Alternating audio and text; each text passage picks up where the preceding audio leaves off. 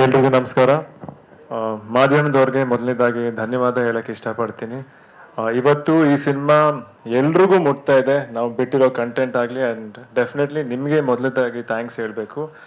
And first ನಾನು bangle ಬಂಗಾರಿ song ಬಗ್ಗೆ ಹೇಳ್ತೀನಿ.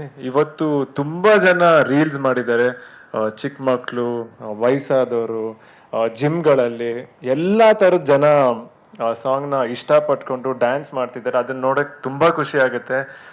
ನಿಜವಾಗ್ಲೂ ಅವ್ರಿಗೆಲ್ಲ ಏನು ಹೇಳಬೇಕಂತಲೇ ಗೊತ್ತಿಲ್ಲ. ಬಟ್ ಡೆಫಿನೆಟ್ಲಿ ಅವ್ರು ಎಲ್ಲರೂ ನಮ್ಮ ಮನಸ್ಸಲ್ಲಿ ಇರ್ತಾರೆ. ಆ್ಯಂಡ್ ಈ ಸಿನಿಮಾನ ಖಂಡಿತ ನೀವೆಲ್ಲರೂ ಎಂಜಾಯ್ ಮಾಡ್ತೀರಾ.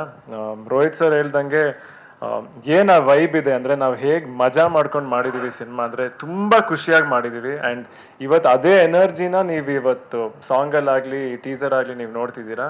ಆ್ಯಂಡ್ ಇಡೀ ಸಿನಿಮಾನು ಅದೇ ಥರ ಅಷ್ಟೇ ಮಜಾ ಕೊಡುತ್ತೆ ನಿಮ್ಮೆಲ್ರಿಗೂ.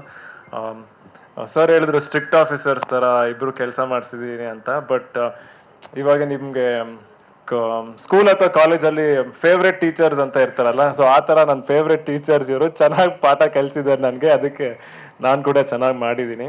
ಆ್ಯಂಡ್ ನನ್ನ ಬಗ್ಗೆ ಹೇಳ್ಬೇಕಂದ್ರೆ, ಈ ಸಿನಿಮಾಲಿ ನೀವೆಲ್ಲರೂ ನನ್ನನ್ನು ನೋಡದೇ ಇರೋ ಥರ ನೀವು ನೋಡ್ಬೋದು ಈ ಸಿನಿಮಾನ.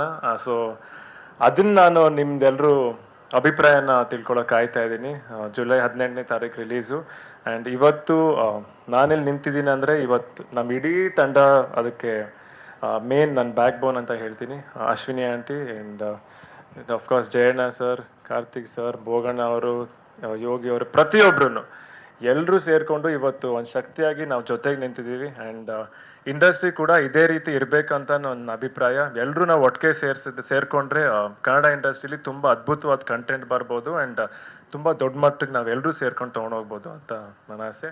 ಸೊ ಎಲ್ರಿಗೂ ಥ್ಯಾಂಕ್ಸ್. ನೆಕ್ಸ್ಟ್ ಏನೇ ಕ್ವೆಶನ್ಸ್ ಇದ್ರೂ ನಾವು ಆನ್ಸರ್ ಮಾಡ್ತೀವಿ. Thank you. ಚಿತ್ರತಂಡದವ್ರನ್ನ ನಾನೀಗ ವೇದಿಕೆಗೆ ಬರ್ಮಾಡ್ಕೊಳ್ತಾ ಇದ್ದೀನಿ. ಮೊದಲನೇದಾಗಿ ಯುವ ಸರ್ ವೇದಿಕೆಯಲ್ಲಿದ್ದಾರೆ.